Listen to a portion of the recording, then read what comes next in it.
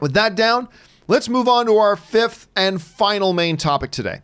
And our fifth and final main topic today gets submitted to us by Edgar Manning, who writes, "Hey, John and community. First time, long time. Thank you so much, Edgar, for writing in. I'm just as surprised as anyone to hear the positive reactions to Harley Quinn. It got me thinking, if the movie really is as good as people are saying it is, and that's 4 significant wins in a row with a couple of billion-dollar films for DC, can we now say that DC has caught up with Marvel in the movie world, or is that still a little bit premature?"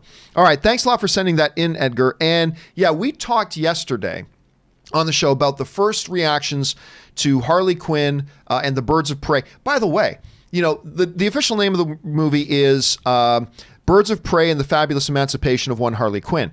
But in TV spots, I started noticing in TV spots, like especially like on some football games when Harley Quinn was one of the sponsors of it, the text they were given was to say Harley Quinn and the Birds of Prey is what they were calling it, even though the official title. So I don't know. I bet you I'm willing to put money that whenever the Blu-ray or DVD comes out, they're going to pull an Edge of Tomorrow sort of thing on it, and it's going to say Harley Quinn and the Birds of Prey. I bet you that's what they're going to do. Anyway, first reactions came out, and they were really surprisingly good.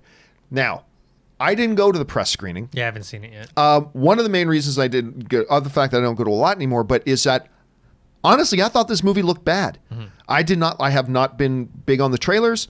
I've never really understood even the reason for this movie existing, to be honest with you. So then I see these initial reactions coming out. I'm going, oh, damn. I mean, and some people we know, like saying they really enjoyed this film a hell of a lot. Now, lest you be tempted to just brush off the question as being so ridiculous, like, oh, how can we possibly say DC's got with Marvel? Let's put this in context a little bit. If we're talking in terms of the right now,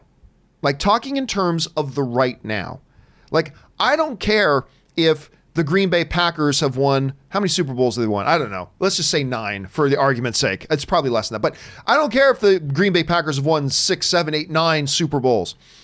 The Baltimore Ravens, even though they're out, they're a better team right now. Right now, they're a better team. I would put $5 on Baltimore winning their next game more than I would of Green Bay winning their next game. So I'm not talking long term. There is absolutely no way DC is going to catch up with the overall 23 film, $24 billion box office totals. They're not going to catch up to that in maybe ever, and certainly not in the next few years. But in terms of how reliable are their movies right now? How much can we actually generate excitement for them right now? And are they putting out quality product that is worth getting excited about right now? In that term, have they caught up? And I'm going to suggest it's not as dumb as a question as some people might think it is initially, because let's take a step back. Look, let's put this in context for a second. Aquaman was a fun movie. And it was the first movie in the DCEU era for DC that made $1 billion. You know, something I never thought would happen. I thought the film would be successful. I never thought that thing would make $1 billion, ever. And it made $1 billion. Then Shazam came out, which honestly is my second favorite DC movie, other than Man of Steel. So that came out. I thought that, granted, I like the movie a lot more than most people do, but I loved Shazam. Loved it. So that was 2 wins in a row. Then comes Joker. A little bit of a different kind of movie. Not a DCEU movie, not anything like that. Different kind of a movie. Oh, look at that.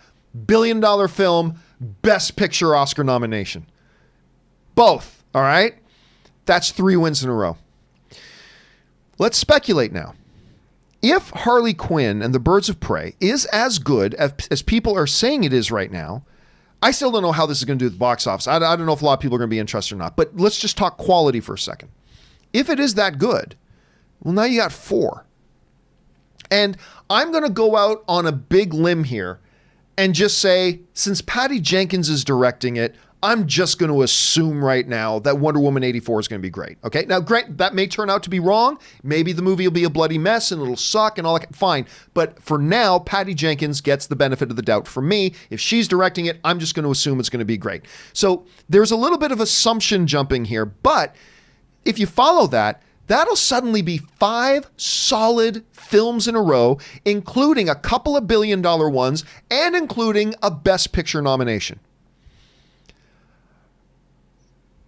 And in a post-Endgame world where, honestly, I have sensed, since Endgame was done, I have kind of sensed this, the lack of a better analogy, I guess, is a deflation of the overall excitement for the MCU. Not because anything bad has happened in the MCU, it's just that Endgame's done. Mm-hmm. It's done. That was the crescendo. That was the climax of the whole thing. That's what we've been building up to for all these years. And it's done. And Black Widow looks good. But I don't sense the type of anticipation of people looking at Black Widow the way they did for, say, Doctor Strange, or the way they did, say, for a Wonder Woman, or the way they did, say, for other films like that. I'm just not sensing that level of excitement. And you know what? I'm not going to jump here and say, yes, DC is caught up. I think there's a couple things that need to happen to say that. I'm just saying that if Birds of Prey is as good as they're saying it is, and that's a big if, and if Patty Jenkins delivers in Wonder Woman 84, which I feel confident about, but it's still an if. But if that happens, Dennis, I think we may be, if not caught up, I think we're in a place that we as comic book movie fans should be really damn happy with. Whereas now we have two companies putting out comic book movies that it looks like they're both just cranking out really quality stuff. And if you're not going to say that DC is caught up with them by the end of 184, you're going to have to at least say, oh my God, the gap has narrowed. So I don't know. That's how I'm feeling about it. Dennis, admittedly, I got a lot of assumptions in me saying that, but you're looking at kind of the patterns we're seeing. Where do you see this all sitting right now? Yeah, I think they haven't caught up yet, but they're definitely closed the gap significantly. Even without these two, I mean, look, we're gonna assume that Harley Quinn, Birds of Prey, with the reactions it being, good, not just being that, but being a box office hit. And I didn't care for Aquaman, but it made over $1 billion, and so that's where it counts for the studios. So let's assume Birds of Prey does well. I think Wonder Woman is a lock to do very well. I think they've closed the gap significantly because remember, before Aquaman, it was Justice League. Yeah. It was, and that was like when people were like, is the DCEU dead? Because, you had that kind of hit with Wonder Woman, and then everyone was tying their hopes to Justice League, and then it just didn't do that well at the box office. Yeah. I don't hate on the movie like some people, but it just didn't do well at the box office. It did like less than some random comic book movies that have just solo. It was the lowest at the time. It was the lowest grossing. Justice League, their Avengers, was the lowest grossing of all the DCEU films at that point, which is crazy to think about. Yeah. So at that point, you're thinking, oh my God, the whole thing's done, it's over. But now they've steadily climbed back, and now they're almost, I think also with the Marvel thing, you're right. So they had Avengers Endgame, and so they're almost, they have to reboot their whole universe in a sense. It's still the MCU, but look, their two main guys, Iron Man and Captain America, they're gone. Yep. You don't have those two guys that you built up from the very beginning that people love. People love Robert Downey Jr., Chris Evans in those roles. Those are gone. We still have things people are waiting to see, like Black Panther and Doctor Strange and whatnot, but they don't have quite the fan base as those two do. Black Widow is an anomaly to me because I think part of the reason why people aren't as buzzed for it is because it has no future implications really on the MCU good universe. Point. It's a character that we already know has passed away. There might be some little hints and foreshadowing within the story, but really it's a throwback, right? It's a prequel for the character, and so I think people are more excited to see when the next movie comes out that is directly implicating where the MCU is going, right? Like whether it's going to be Secret Wars or whatnot. So listen, again, guys, the question is to you: when you look at where we're at and where we could be going in the near future. And by the way, I want to throw one more thing out there, Dennis. One more thing out there, because I think in the midst of all this, and let me bring up this graphic one more time.